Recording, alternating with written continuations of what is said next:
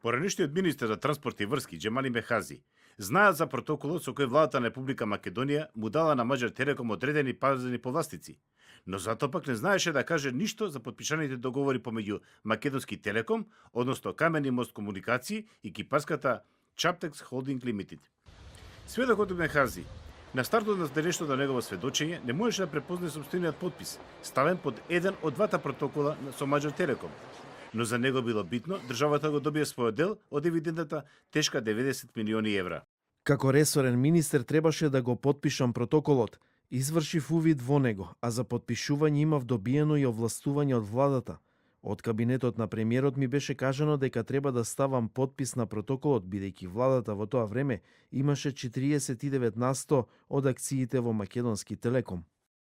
Сведокот Мехази пред судечкиот совет на Скопскиот кривичен суд посведочи дека не може да се сети на делови од протоколот, а не може да се присети каде и кога го потпишал предметниот договор, за кој не знае воопшто дали е заведен во деловните книги. Јавната обвинителка Лилија Стефанова на сведокот му предочи одредени докази кои патуваат на незаконски исплати на милионски износи.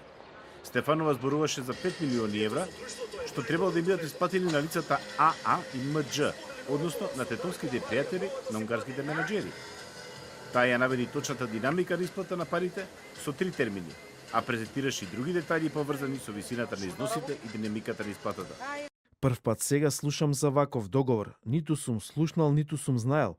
Јас не сум учествувал во составувањето на ваков еден протокол. И тој што е потпишан, јас го потпишав како ресорен министер.